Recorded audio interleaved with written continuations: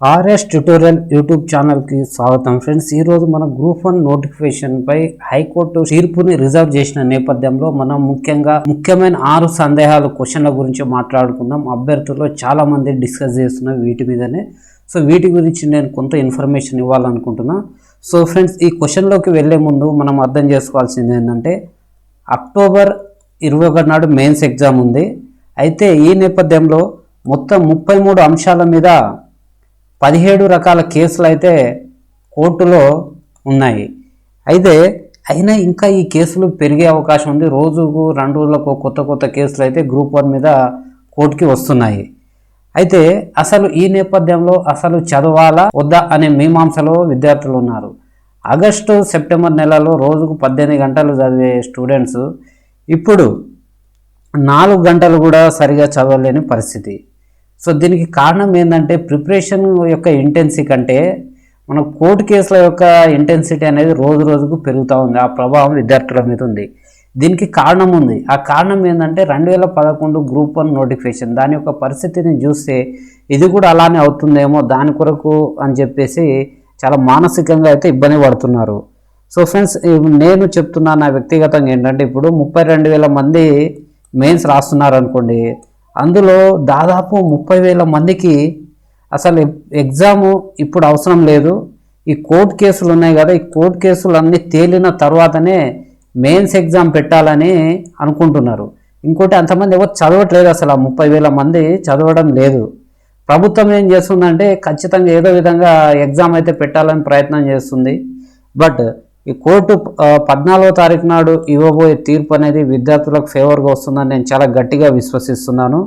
అయితే చాలామంది ఏమంటున్నారంటే అసలు ఇన్ని రోజులు ప్రిలిమ్స్ అయిపోయింది, మెయిన్స్ దగ్గరకు వస్తుంది, ఇన్ని రోజుల వరకు మీరు కోర్టుకు ఎందుకు రాలా, ఇంత లేట్ ఎందుకు అయింది, ఒక్కరే పిటిషన్ వేసిరు కదా, ఒక్కరికి సమస్య ఉంటే అందరికి సమస్య ఉన్నట్ట, ఇట్లా జడ్జి క్వశ్చన్ అడగడం మూలంగా మనకు వ్యతిరేకంగా తీర్పు వస్తుందని చాలామంది అనుకుంటున్నారు. కానీ కోర్ట్స్ అవి చాలా సర్వసాధారణంగా అడిగే క్వశ్చన్స్, కానీ వాటిని బేస్ చేసుకుని తీర్పు అనేది ఉండదు. ఎందుకంటే ఇప్పుడు దీనికి సంబంధించి కూడా మనకు నెక్స్ట్ 6 క్వశ్చన్లలో ఇది కూడా ఒక పాయింట్ ఉంది. అక్కడ దీని గురించి మనం చాలా క్లియర్గా తెలుసుకుందాం. సో ఫ్రెండ్స్, ఇక్కడ ఏంటంటే మనం ఫస్ట్ క్వశ్చన్ తీసుకుంటే ఒకరిద్దరు వేసిన పిటిషన్స్ వల్ల మొత్తం ఎగ్జామ్ని రద్దు చేయవచ్చా, అది ఎంతవరకు కరెక్ట్ అని చాలామంది భావిస్తున్నారు. అయితే ఫ్రెండ్స్, ఇక్కడ ఒకటి మనం గమనించాలి. కేశవనంద భారతి కేసు అందరికీ తెలిసిందే కదా. కేశవనంద ఈ కేసు వేసింది ఒకరే పిటిషనర్, కానీ దీని మీద అసలు అనేకమైన అంశాలు మనకు ఇందులో ఉన్నాయి. ఏంటంటే ఒకరు కేసు వేస్తే 13 మంది జడ్జిలు తీర్పిచ్చారు, 40 మందికి పైగా లాయర్లు దీనిని వాదించారు. మళ్ళీ కేసు వేసింది ఒకరే కదా, కాబట్టి ఒకరా ఇద్దరా అనేది కాదు. పైగా ఈ కేసు యొక్క తిరుగు భారత కాన్స్టిట్యూషన్ ఆఫ్ ఇండియానే దాని రూపురేఖలను మార్చేసింది అనవచ్చు. ఇంకోటి మన కాంపిటేటివ్ ఎగ్జామ్లో ఈ క్వశ్చన్ అనేది దీని మీద ఖచ్చితంగా ఒక క్వశ్చన్ వస్తుంది, ఏ ఎగ్జామ్ అయినా, అంత ప్రాధాన్యత. కాబట్టి ఒకరా ఇద్దరా అనేది కాదు. సో ఫ్రెండ్స్, ఇంకా మరొకటి అయితే ఫ్రెండ్స్, ఒకరు ఇద్దరు వేస్ట్ అంటే జనరల్గా మనకు ఇప్పుడు అభ్యర్థులం ఉన్నాం కదా, మన అభ్యర్థులకు ఫైనాన్షియల్గా ప్రాబ్లం ఉంటుంది. పేరెంట్స్ ఒప్పుకోరు ఈ కోర్టు కేసులు మనకు అవసరమా అని. సో మనం ఇప్పుడు ఇంటికాడ నుంచి మన హౌస్ నుంచి హైదరాబాద్కి చదువుకొని రావాలంటే అసలు బస్సు ఛార్జీలు ఉండవు మన దగ్గర. అలాంటిది ఎగ్జామ్ రాసిన 2 లక్షల మంది అందరూ పోయి కోర్టులో కేసు వేయాలంటే వేసే పరిస్థితులు లేదు. అంటే న్యాయం అందరికీ ఉచితంగా అందుబాటులో లేదు కదా. మరి డబ్బున్నోడే పోవాలంటే ఎవడు కోర్టుకు పోలేము, వాళ్ళకే ఫేవర్ వస్తాయని. కాబట్టి ఒకరా ఇద్దరా 100 మంది అనేది కాకుండా తప్పు జరిగిందని ఒకరు పోయినా కానీ కోర్టు దాని మీద మాట్లాడుతుంది. ఆ తీర్పు అనేది దానికి సంబంధించిన అందరికీ వర్తిస్తుంది. సో ఫ్రెండ్స్, అదేవిధంగా మనకు రెండవ క్వశ్చన్ ఏంటంటే 2022 పోస్టులకు 2024 గ్రాడ్యుయేట్లు అర్హులు కాదా. సో జనరల్గా మనకు ఫస్ట్ ఏం చేశారంటే 503 పోస్టులకు 2022లో నోటిఫికేషన్ ఇచ్చారు. ఆ పేపర్ లీకేజ్ అయింది. హైకోర్టు, సుప్రీంకోర్టు అంతా పోతే ఏమైనా ఫైనల్ తీర్పు ఏంటంటే రీ ఎగ్జామ్ పెట్టాలనేసి తీర్పు వచ్చింది. కానీ కొత్త గవర్నమెంట్ వచ్చినాక ఏం చేసిందంటే సుప్రీంకోర్టుకి వెళ్ళి, ఈ న్యూ గవర్నమెంట్ మనం గెలిపించుకున్న గవర్నమెంట్ కోర్టుకి వెళ్ళి ఏం చేసిందంటే కేస్ రిటర్న్ తీసుకున్నది, కేసు వాపసు తీసుకొని ఈ నోటిఫికేషన్ పాత నోటిఫికేషన్ మొత్తాన్ని క్యాన్సిల్ చేసి కొత్త నోటిఫికేషన్ ఇష్యూ చేసింది. అయితే ఫ్రెండ్స్ ఈ విషయంలో మనం క్లారిటీ చెప్పలేం, కానీ జనరల్గా యూపీఎస్సీలో ఏమవుతుందంటే యూపీఎస్సీ సెలక్షన్స్లో ఫస్ట్ ఒక నోటిఫికేషన్ ఇస్తారు. ఆ నోటిఫికేషన్లో ఒక 500 జాబ్స్ దాంట్లో నోటిఫై చేస్తారు. చేసి ఏంటంటే తర్వాత సప్లిమెంటరీ నోటిఫికేషన్ ఇస్తూ 100నో 200 20 పోస్టులు యాడ్ చేస్తారు. కానీ ఈ పోస్టులకు మధ్యలో యాడ్ చేసే పోస్టులకు మళ్ళీ న్యూ నోటిఫికేషన్ అనేది ఇవ్వరు, సాధారణంగా అట్లా చేయరు. సో అట్లా రూల్ ఈ విధంగా ఉంది కాబట్టి ఇట్లా చేస్తుండొచ్చు. కాబట్టి దీని మీద మనం అయితే క్లారిటీ చెప్పలేము, బట్ యూపీఎస్సీలో ఇట్లా జరుగుతుంది ఫ్రెండ్స్. అదేవిధంగా మరొక క్వశ్చన్ మనం చూసుకుంటే కీలో తప్పులు ఫైనల్కి ప్రైమరీకి ఇలా అంటారు కదా, అసలు దీని పరిస్థితి ఏందనేది కూడా మనం ఒకసారి చూస్తే అసలు క్వశ్చన్ పేపర్ విషయంలో ఈ టీజీపీఎస్సీ ఏం చెప్తుంది తెలుసా? అసలు క్వశ్చన్ పేపర్ యొక్క తయారీకి మాకు సంబంధం లేదు, మేము జస్ట్ ఎగ్జామ్ నిర్వహణ మాత్రమే మాకు సంబంధం అని అంటున్నారు. కానీ క్వశ్చన్ పేపర్లను తయారీ చేయడానికి టీజీపీఎస్సీ, ఓయూ, కేయూ ఇలా అనేక ముఖ్యమైన యూనివర్సిటీలకు సంబంధించిన సీనియర్ ఫ్యాకల్టీస్ని ఒక కమిటీగా నియమించి 100 మందో 500 మందితోటో ఈ ప్రశ్నలను తయారు చేపిస్తుంది కదా. మరి ఈ టీజీపీఎస్సీ చెప్తేనే వీళ్ళు ప్రశ్నలు తయారు చేస్తారు, టీజీపీఎస్సీ అడగకపోతే వీళ్ళు ప్రశ్నలు ఎందుకు తయారు చేస్తారు? కాబట్టి ఇందులో ఎగ్జామ్ అనేది సజావుగా జరిగితే టీజీపీఎస్సీకి మంచి పేరు వస్తుంది, కాదని అందులో తప్పులు ఉంటే టీజీపీఎస్సీ దానికి ఆన్సర్ ఇవ్వాలి. కాబట్టి ఇక్కడ టీజీపీఎస్సీ తప్పించుకోవాలని చూడడం మాత్రం ఎలాంటి అసలు కరెక్ట్గా లేదు. మరొకటి ఏంటంటే ఫ్రెండ్స్, ఇక్కడ వీళ్ళు ప్రొఫెసర్స్ వీళ్ళంతా తయారు చేస్తారు కదా క్వశ్చన్లు, ఒక 100 క్వశ్చన్లు తయారు చేస్తే ఈ 100 క్వశ్చన్లకు ఆన్సర్ కూడా వాళ్ళకి తెలుసు కదా. ఏదో ఒక బుక్, ఇప్పుడు వీళ్ళు తెలుగు అకాడమీ కాదంటున్నారు, వీళ్ళు చెప్పినట్టు వికీపీడియానే అనుకుందాం, వికీపీడియానో ఎన్సీఆర్టీయో ఏదో ఒకటి, లేకుంటే కరెంట్ అఫైర్లో ఏదో ఒక న్యూస్ వెబ్సైట్ ఏదో ఒకటి చూసే తయారు చేస్తారు కదా. మరి దానికి సంబంధించిన ఆన్సర్ వాళ్ళ దగ్గర కరెక్ట్ ఉండాలి కదా, అయినా కానీ ఆన్సర్లు తప్పులేని పోతున్నాయి అంటే ఇక్కడ టీజీపీఎస్సీ యొక్క నిర్లక్ష్యం. అంటే టీజీపీఎస్సీలో రోజు రోజుకి ఏమవుతుందంటే రాజ్యాంగబద్ధ సంస్థలోకి ఈ రాజకీయ ప్రమేయం అనేది చాలా విపరీతంగా పెరిగిపోయి అంటే వీళ్ళ యొక్క రాజకీయాలు పెరిగిపోతున్నాయి, ప్రతిదానికి రాజకీయ దృష్టితో చూస్తున్నారు. కాబట్టి ఫైనల్కి ఇలాంటి అసలు క్వశ్చన్ పేపర్ సెటప్ అనేది కరెక్ట్గా ఉంటే అసలు ఈ ఫైనల్కి లాస్ట్కి అనేది పరిస్థితే ఉండదు. సో ఫ్రెండ్స్, మరొకటి కేసు ఎప్పుడు పెట్టాలి, ఎగ్జామ్ అయిన వెంటనే పెట్టాలా, రిజల్ట్ వచ్చాక పెట్టవచ్చా అనేది అందరు అంటున్నారు. అయితే కేసు ఎప్పుడు పెట్టాలి ఏందనేది ఏంటంటే ఫ్రెండ్స్, ఇది ఇప్పుడు ఫర్ ఎగ్జాంపుల్ నేనున్నా, రమేష్ నా పేరు, నేను ఎగ్జామ్ రాస్తున్న క్రమంలో అప్లై చేసుకున్నా, ప్రిలిమినరీ ఎగ్జామ్ రాసిన, మెయిన్స్కి అటెండ్ కావాలి, ఇంకా కాలేదు, ఫైనల్గా రిజల్ట్ వస్తాయి. నాకు ఈ ప్రిలిమ్స్ టైంలో నాకు అంటే అక్కడ తప్పు జరిగిందని కానీ నాకు అన్యాయం జరిగిందని నేను ఫీల్ అవ్వలే కాబట్టి నేను ఇక్కడ కేసు వేయలే.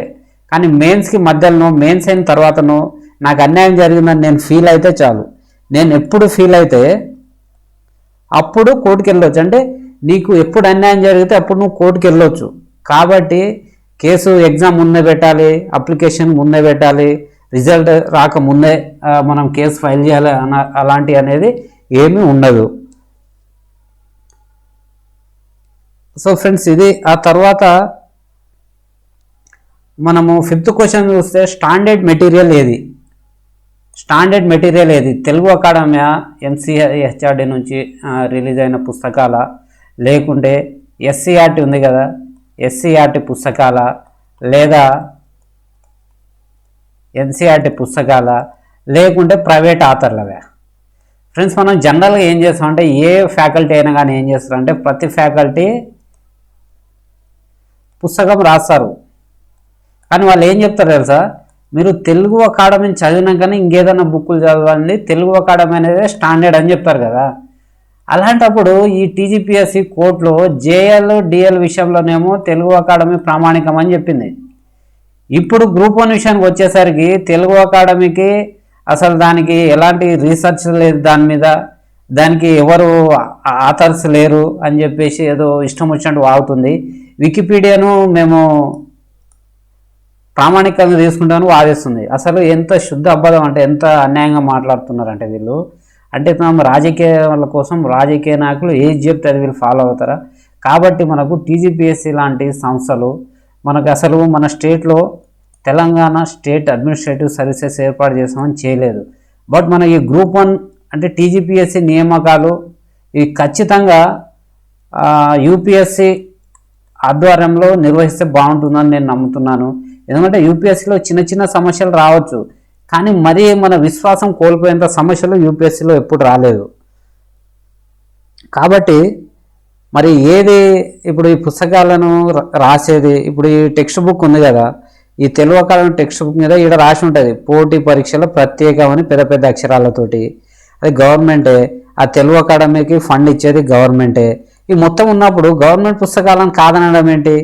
వీళ్ళు రాసేటప్పుడు అంతమంది 16 మంది 18 మంది వాటిని రాసిన తర్వాత ఇంకో 3 4 ఉన్న కమిటీ వాటిని ఎడిట్ చేసి ఫైనల్గా ప్రచురిస్తుంది.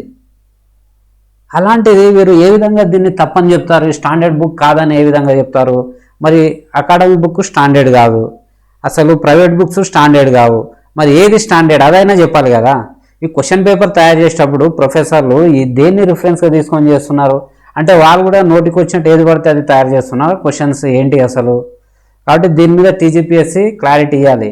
సో మనకు కొన్ని డైరెక్ట్ క్వశ్చన్స్ జడ్జి గారు అడగడం అనేది చాలా సర్వసాధారణం.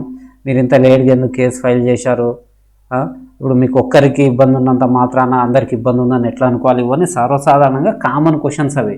బట్ మనం వాటిని బేస్ చేసుకొని తీర్పును ఆశించకూడదు. ఇలాంటి అనేక అంశాలు ఉన్నాయి కాబట్టి అన్నిటినీ లోబడి తీర్పు అనేది వస్తుంది. సో ఫ్రెండ్స్, ఇక చివరి క్వశ్చన్ వచ్చేసి మనది 6th క్వశ్చన్ ఏంటంటే ప్రిపరేషన్ కంటిన్యూ చేయాలా వద్దా. ఇప్పుడు ఈరోజు 5వ తారీఖు, సో మనకు 4 నాడు ఇది తీర్పు రిజర్వ్ చేసినట్టు వచ్చింది కదా. సో 14వ తారీఖు నాడు దీని తీర్పు ఉండబోతుంది. ఆ తర్వాత 21 నాడు మెయిన్స్ ఎగ్జామ్ స్టార్ట్ అవుతున్నాయి. సో మధ్యలో ఉన్న ఈ 10 రోజులు, ఈ 15 రోజులను ఇక్కడ మళ్ళీ మధ్యలో దసరా ఉంది. అసలు వీరు ఎగ్జామ్ ఇప్పుడు కాదు, మేము అన్ని కోర్టు కేసులు క్లియర్ అయిన తర్వాత ఎగ్జామ్ పెడతామంటే కొంచెం దసరానైనా ఎంజాయ్ చేయొచ్చు. సరే, మనం విద్యార్థులము ఏది ఎంజాయ్ చేసే పరిస్థితి లేదు ప్రస్తుతానికి. కాబట్టి ఒకవేళ మన టీజీపీఎస్సీ వెబ్ నోట్ ఇచ్చినా కానీ ఎవరు నమ్మే పరిస్థితిలో లేరు. కాబట్టి మనం ఏం చేయాలంటే, ఒకవేళ ఎగ్జామ్ కంటిన్యూగా ఉంటే మనం ఈ 15 రోజులు నష్టపోతాం. కాబట్టి ఎంత బాధ ఉన్నా అన్నింటినీ మనం దిగుమించి మన ప్రిపరేషన్ అనేది ముందుకు తీసుకెళ్ళాలి. మనం మోటివేషన్ అనేది కోల్పోకూడదు. ఇప్పుడు ఎవరో మనలో మోటివేషన్ని నింపరు. మన కష్టము మన ఫలితానికి మనమే మోటివేషన్గా ఉండాలి.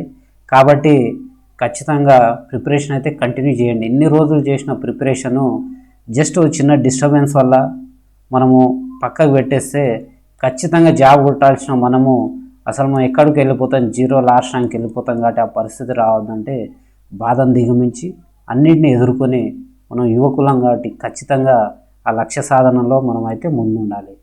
ఒకవేళ కోర్టు తీర్పు ఎగ్జామ్ నిర్వహించవద్దు, ఎగ్జామ్ క్యాన్సల్ అనో, నోటిఫికేషన్ క్యాన్సల్ అనో, ఎగ్జామ్ అనో ఇస్తే అప్పుడు అది వేరు.